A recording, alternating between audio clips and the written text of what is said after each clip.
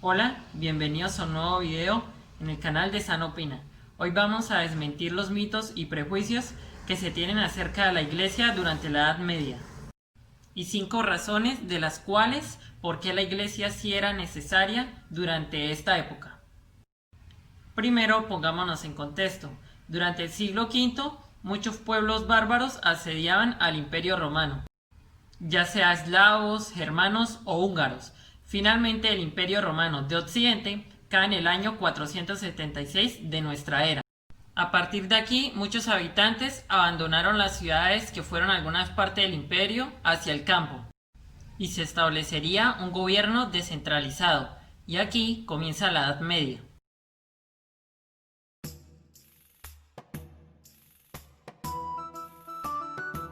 Que se divide en 2 o 3 partes: Alta Edad Media, Baja Edad Media y Plena Edad Media, aunque esta última a veces se omite. Durante la Alta Edad Media, varios reinos se suceden en la zona donde se encontraba el Imperio Romano, y ocurrían numerosas confrontaciones entre los pueblos que habían dejado el imperio. El cristianismo se encontraba en la cuerda floja, y con el surgimiento y expansión del Islam en el siglo VII por Próximo y Medio Oriente, representaban una amenaza para Europa. Fue así como nace la figura de Carlomagno, en la que era la provincia de Galia, que rescataría al cristianismo y le daría un nuevo aire a los habitantes, consiguiendo ser el primer emperador en ser considerado como tal por el Vaticano. Esto marcó un antes y un después, y a partir del reino de los francos surgiría el Imperio Carolingio.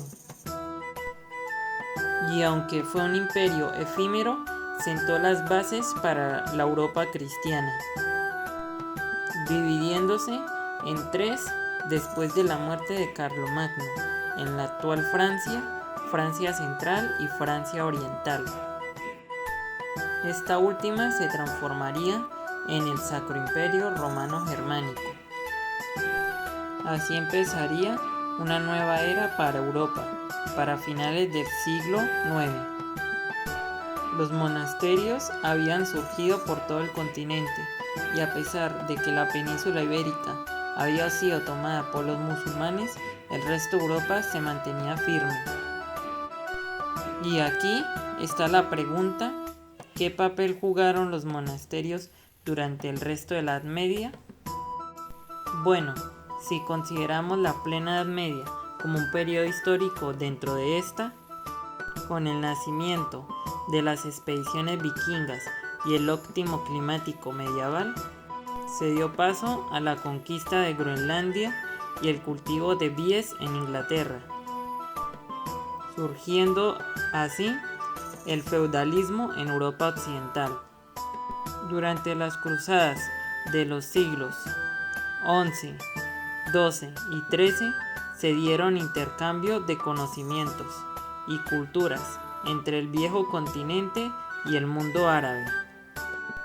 Aquí entran los monasterios, ya que ellos habían traducido escritos, libros y conocimientos del árabe al latín, ya que los árabes habían rescatado obras y estudios de los griegos, así como egipcios y mesopotámicos, pero ellos también añadirían nuevas cosas, siendo buenos en matemáticas, aritmética y geometría. Recordemos que por aquel entonces España era musulmana y se peleaba con los reinos cristianos más al norte. Después de la desaparición del califato omeya, diferentes califatos y emiratos le sucederían a la península ibérica. No solo había conflictos, sino que también aprendían de ambos. Aquí entra el siguiente punto, y es que en los monasterios se estudiaba casi toda la vida. Los monjes vivían allí y eran de las pocas personas que eran alfabetas durante la Edad Media, o sea que podían leer y al mismo tiempo escribían libros enteros a mano. Los encuadernaban y los guardaban en los monasterios para sus posteriores estudios. Tercer punto, también recopilaban fuentes bibliográficas de diferentes medios, donde era más fácil entenderlos o leerlos para el lector. Cuarto, instruían a los reyes y educaban a sus súbditos. En la Baja Edad Media comenzaron una serie de revueltas y estalló la crisis del siglo XIV, donde poco a poco se iba dando paso del feudalismo al capitalismo. Pero esto no se formaría hasta la edad contemporánea. En el siglo XV, Europa Oriental estaba al acecho del Islam, pero por otro lado, en Europa Occidental, en la península ibérica, los diferentes reinos cristianos hicieron una alianza, haciendo que Fernando II de Aragón e Isabel I de Castilla formaran un matrimonio y expulsaran a los musulmanes de la península. Así es como se da la reconquista de España, que duró más de 700 años. Remontándonos un poco, por culpa del fin del óptimo climático medieval, como las diferentes revueltas, como la expansión de la peste negra, Europa sufría un colapso, donde más de la mitad de la población en aquel entonces moriría. Por estas y otras cuestiones es que los monasterios a veces hacían conversiones, es decir, que convertían a un individuo o a un pueblo en concreto al cristianismo. Pero no solo eso, sino que le enseñaban a leer y a razonar. Claro está que por medio de la percepción de la Iglesia. Por esto y más es que no se debe juzgar a la religión de aquel entonces, porque gracias a ella tenemos los avances de hoy en día. Solo imaginen si esta no hubiera recopilado la información de pueblos anteriores de Medio Oriente o el norte de África, o de la misma Europa.